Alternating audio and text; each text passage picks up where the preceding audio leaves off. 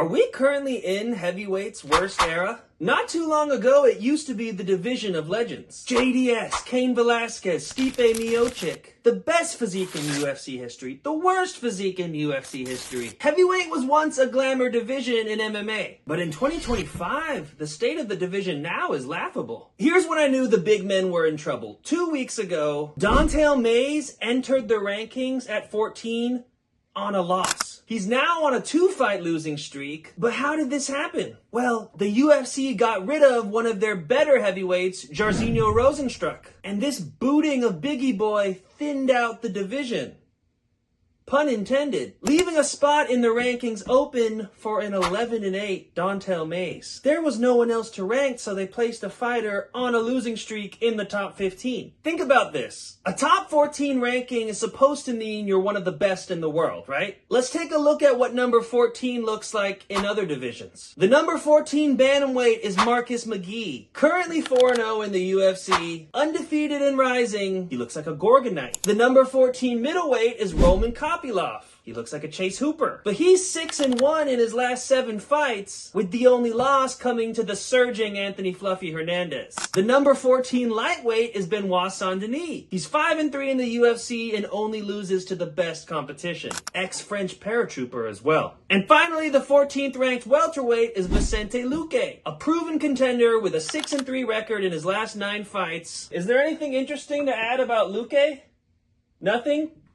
He's 6-3 in his last 9 fights. I think these 4 examples are all far more acceptable than a guy losing back-to-back fights being promoted into the rankings. Nothing against Don'Tale Mayes, he doesn't make the rankings. But in my humble opinion, getting heel-hooked by the worst nickname in MMA, the Clean Monster, means you probably shouldn't be ranked. However, Don'Tale isn't the only questionable entry into heavyweight's top 15. Taliesin Teixeira, a 7-0 recent debutante, beats flubbery Justin Tafa in his UFC debut, and boom, he's ranked 2. Now, to be fair, he does look very promising. He's only 25 and has amazing attributes. Dude's 6'7" for crying out loud. But in other eras, a KO over someone like Justin Tafa in your first fight wouldn't immediately put you into the top 15. But in 2025, it does. Also, prospects being rushed into the rankings isn't the only problem at heavyweight. Veterans are remaining in the rankings on skids. Look at Tai Tuivasa.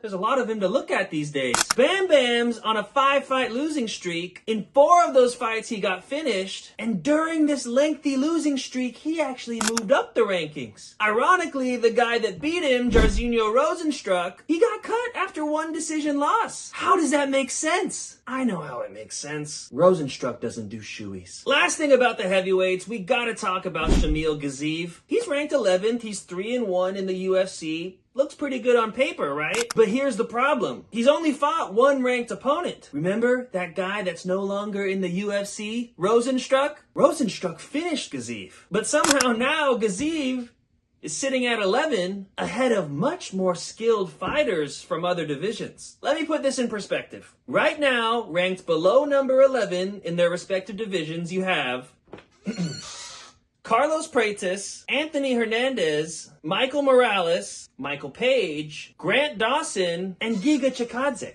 If these guys fought Gaziev in a pound-for-pound contest, would anyone bet on Gaziev? Of course not. I'd even bet on Carlos Praetis to beat Gaziev right now, regardless of weight. I'd bet on MVP too. They'd run around the octagon landing jabs until the blob gassed out. Yusuf Zalal style. Poor Zalal. Now if anyone runs backwards for the remainder of MMA history, they're gonna be criticized for pulling a Zalal. Speaking of featherweights, MMA journalist John Morgan recently published the UFC's official roster count per division. And guess what? The UFC currently has 85 featherweights, 102 lightweights, 68 middleweights, and just 30 heavyweights. Yes, you heard that right. The entire UFC heavyweight division is barely large enough to fill a tournament bracket. Barely large enough to fill a PFL event. You know no one's going to those. But now this brings us to the biggest question. Where are all the heavyweights? Is there truly no one in the world the UFC could sign? Are there no dominant regional prospects? No standout wrestlers, strikers, or kickboxers that Dana White and crew could pick up? To be fair, most larger athletic men in America go into basketball, football, or baseball. There's simply way more money there. And internationally, the bigger men find a bigger prize in boxing, to be honest. That leaves MMA as kind of